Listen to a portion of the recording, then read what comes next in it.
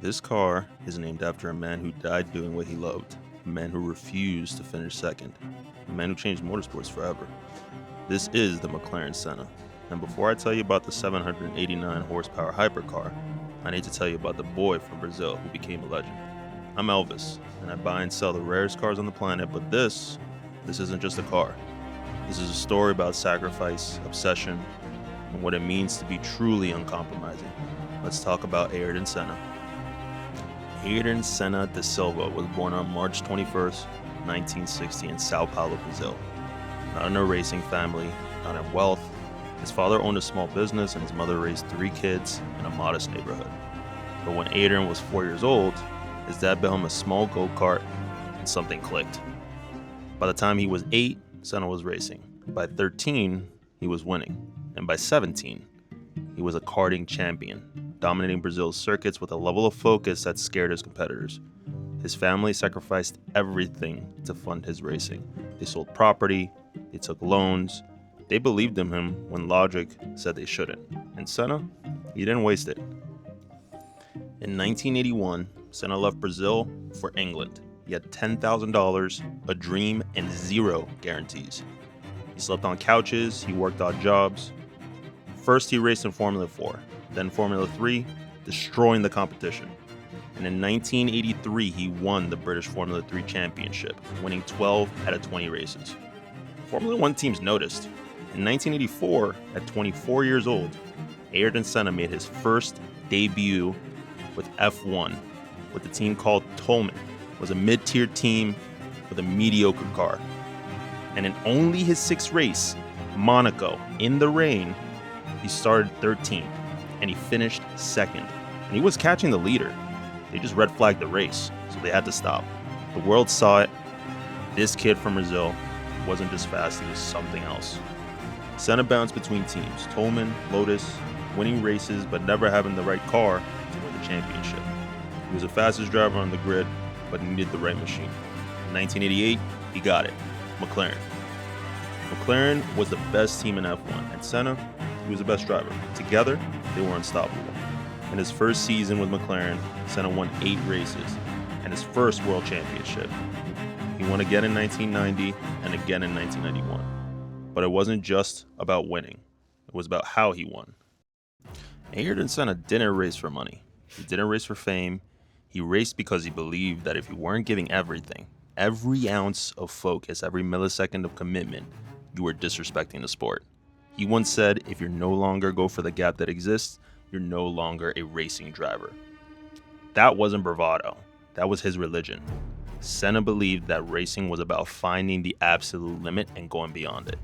In the rain, when other drivers slowed down, Senna went faster. He saw things others didn't. He felt the car in ways that seemed supernatural. Monaco, 1988, qualifying. He put his McLaren on pole position by 1.4 seconds.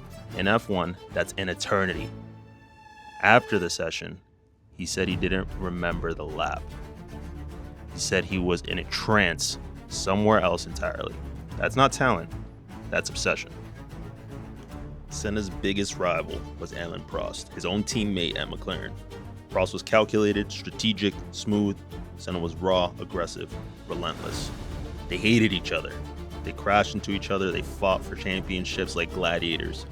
Prost called Senna dangerous. Senna called Prost a politician. But here's the thing. They made each other better. Prost won 4 championships, Senna won 3. And their rivalry defined an era. When Prost retired in 1993, Senna lost his greatest opponent and maybe his greatest motivation. May 1st, 1994, Imola, Italy. The San Marino Grand Prix. Senna had just joined Williams, a new team, a new car. The weekend was cursed from the start. A driver was injured in practice. Another driver, Roland Ratzenberger, was killed in qualifying.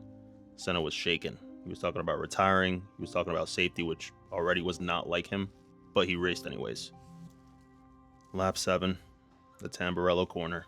Senna's car left the track at 190 miles an hour and hit a concrete wall. He died at the hospital hours later. He was 34 years old. And I saw from his neurological signs that it was going to be a fatal. The world stopped. Brazil declared 3 days of national mourning. Over 3 million people lined the streets for his funeral. Alain Prost, his greatest rival, was a pallbearer. Ayrton Senna didn't just die. A piece of racing died with him. But after his death, everything changed. F1 was forced to confront its safety failures. New regulations were implemented, cockpit designs improved, barriers were redesigned. Senna's death saved lives, and his legacy, it became immortal. Which brings us to the car. McLaren already made legendary cars. The F1, the P1, they're both icons of speed and engineering. But in 2019, they wanted to make not a Grand Tour, not a luxury hypercar like all the other brands. They wanted to make something uncompromising and track focused, more so than they ever have before. There was only one name that was worthy of that mission: Senna. This car doesn't care about practicality. It doesn't care about comfort. It only cares about one thing, and that's being the fastest around a circuit, just like the man that it was named after. Every surface of this car is designed for downforce. The front splitter, the intake, the rear wing makes 800 kilograms of downforce. That's just as much as the car weighs. All right, now watch me embarrass myself trying to get into this car. All right, gonna grab onto the side, leg in first. Oh, wasn't so bad. Whew, it is snug in here. Okay, cool, let's close this. This door is light as a feather, holy crap.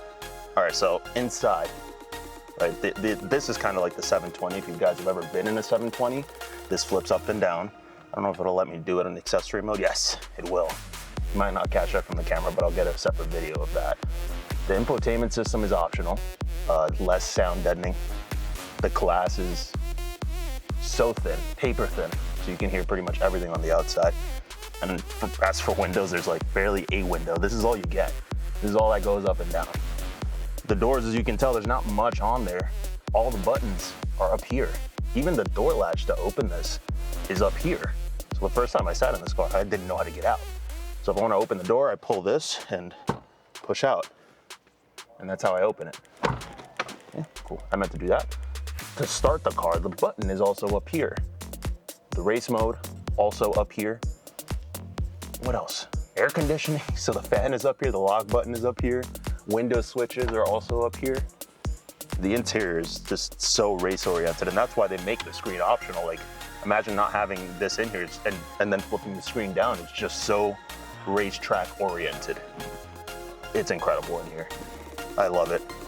But you can see, like, this car is like an event every time you climb into it. This is the best view I can get you of the engine bay. It's a 4-liter twin-turbo flat-plane crank, revving over 8,500 RPM. This car makes 789 horsepower, and it only weighs 2,641 pounds. So do the math. That's 1 horse carrying 3.34 pounds. That's savage. All of that power goes to the rear wheels. So you really can't go any faster than that, honestly. How do you put down that power? None of those numbers that I mentioned even matter. That's not the point of this car. Anybody can make a fast car. Just go on Facebook Marketplace, you can probably get a Tesla for under $100,000 that makes 1,000 horsepower. That's not the point of this car. The point of this car is that it's after Ayrton Senna's philosophy. No compromise, no second place, just perfection. Only 500 McLaren Sennas were ever built, but this is a McLaren Special Operations masterpiece. This isn't just a hypercar, it's automotive art. And just like Senna obsessed over every tenth of a second, MSO obsessed over every detail of this build. You can scour the planet and hunt down every single Senna.